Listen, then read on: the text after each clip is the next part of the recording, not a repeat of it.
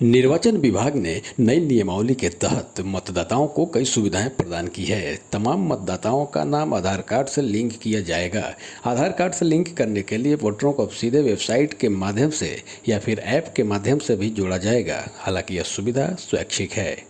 Press वार्ता के दौरान विस्तृत जानकारी देते हुए औरंगाबाद जिला उप निर्वाचन पदाधिकारी जावेद इकबाल अंसारी ने बताया कि इस नियमावली में अब 17 साल पूरा कर चुके युवक और युवतियां भी मतदाता बनने के लिए आवेदन कर सकते हैं। जैसे उनका 18 साल पूरा होगा, ऑटोमेटिक मतदाता सूची में नाम जुट जाएगा। जिला उप निर्वाचन पदाधिकारी जावेद इकबाल ने बताया कि निर्वाचन विभाग भारत सरकार के निर्देशानुसार सभी मतदाताओं का नाम अब आधार कार्ड से लिंक किया जाएगा। इस दौरान कई जगहों पर एक ही व्यक्ति का नाम रहेगा तो वह स्वतः हट जाएगा। नाम जुड़वाने और हटाने की जो फॉर्म होती थी उसमें बदलाव किया गया है।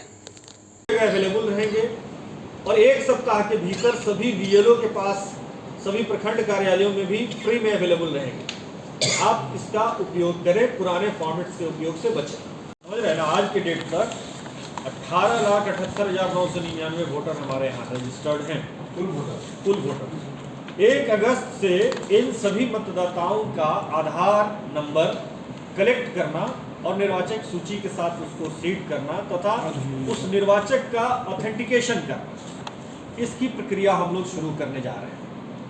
सभी का आधार कार्ड सभी का अब इसमें कलेक्ट करेगा। अब इसमें 2 तरीके दिए गए हैं। एक तो आप देखेंगे हमारा जो पतला सा प्रेस नोट जो हमने अलग से बनाया है, उसमें आपको बताया है कि 1 अगस्त 2022 से ये लागू हो रहा है। इसका मुख्य उद्देश्य क्या है कि जो इलेक्टर रजिस्टर्ड हैं उनकी पहचान सुनिश्चित हो सके। आपके आधार कार्ड का जैसे ही वेरिफिकेशन हम निर्वाचक सूची के साथ करेंगे तो पता चलेगा कि भाई जावेद इकबाल जो निर्वाचक सूची में जुड़ा हुआ है, आधार कार्ड का जैसे ही सत्यापन हमारा होगा पता चलेगा कि भाई वही जावेद इकबाल है कि वो नहीं।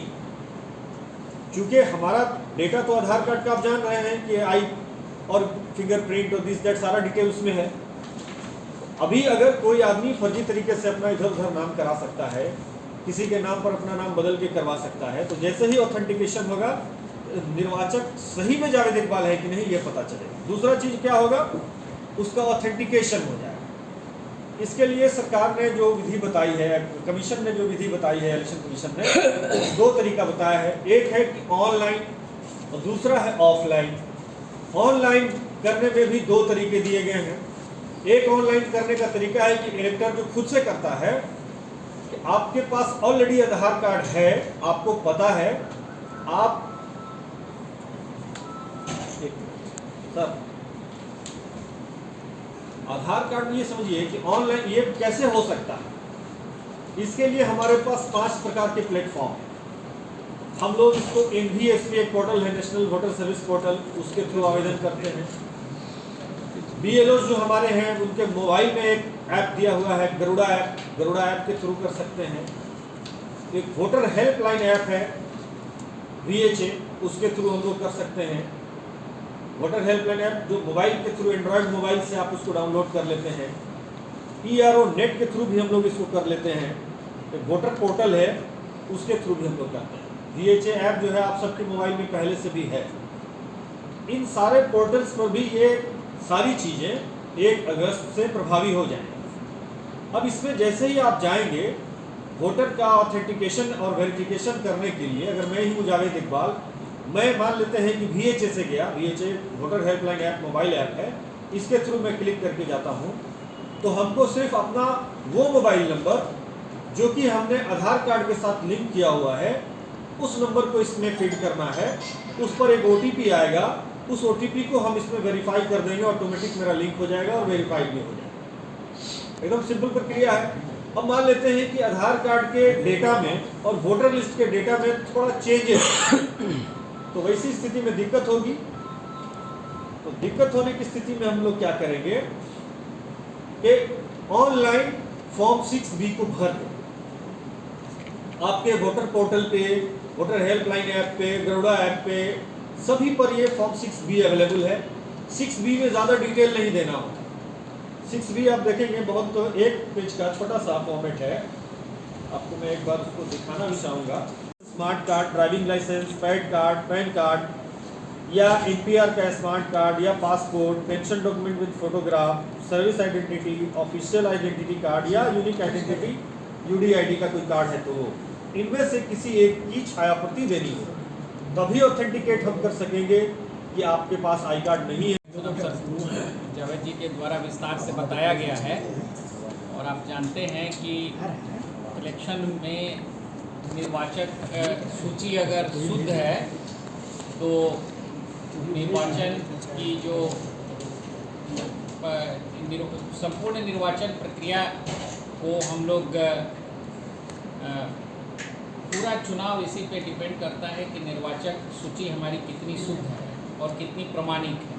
तो ये एक उस कदम में, उस दिशा में यह एक महत्वपूर्ण कदम है। जैसा कि इन्होंने विस्तार से बताया है कि आधार को देने की ऐसे तो कोई वैधानिक जवाबदेही नहीं है, लेकिन जैसा निर्वाचन आयोग का है कि उसके साथ ये भी निर्देश है कि सभी लोगों को अपना आधार देना है। तो पत्र 6 में जैसा इन्होंने कहा है कि उसको ऑनलाइन अपने जो ऐप है उस पर भी देंगे और उसके बाद इनका जिससे इनका आधार संख्या जिस मोबाइल से जुड़ा हुआ है उस पर OTP आएगा, वो स्वयं उसको कर सकते हैं, उस पर कर सकते हैं। साथ में जैसा कि इन्होंने अपना एक प्रोग्राम भी दिया है कि 1 अगस्त से इसको डोर टू डोर प्रारंभ किया जाएगा। BLO जानते हैं कि जो मतदाता सूची के प्रभार में रहते हैं जाएंगे और अपना कलेक्ट करेंगे और उसको 6 में ले करके हम लोग सर इसमें स्पेशल कैंप भी लगा रहे हैं। स्पेशल कैंप डेट इसमें हमने मेंशन नहीं किया है, कर दिया है। आपने इसमें विशेष कैंप का भी डेट दिया है 4-18 ये 1 सितंबर में है, फिर अक्टूबर में है और फिर नवंबर में है और ऐसे ऐसे कर करके दिसंबर में भी है। तो इसमें मुख्य रूप से है कि निर्वाचक सूची को हम कितना शुद्ध और प्रमाणिक बना पाते हैं। जैसा आप लोग इस तरह से जानते हैं कि बहुत सारा डुप्लीकेसी है, उसमें बहुत सारे नाम हैं। तो ये एक महत्वपूर्ण कदम है कि हमारा निर्वाचक सूची शुद्ध और प्रमाणिक बन जाएगा। इसलिए इस अभियान को चलाया जा रहा है और मैं सबसे आह्वान करता हूँ यहाँ पर जो हैं उनसे ये अनुरोध है कि आप इसको इस संदेश को मतदाताओं में, आम जनों में इसको ले जाएं, जिससे कि हमारी निर्वाचन की जो प्रक्रिया है और शुद्ध और प्रमाणिक बन सके। आधार कार्ड को वोटर कार्ड से लिंक कराना यूँ तो ऐच्छिक है, लेकिन निर्वाचन आयोग के अनुसार यह 100% लक्ष्य पूरा करने का आदेश जारी किया गया है। औरंगाबाद से साइलेंस मीडिया के लिए ब्यूरो रिपोर्ट।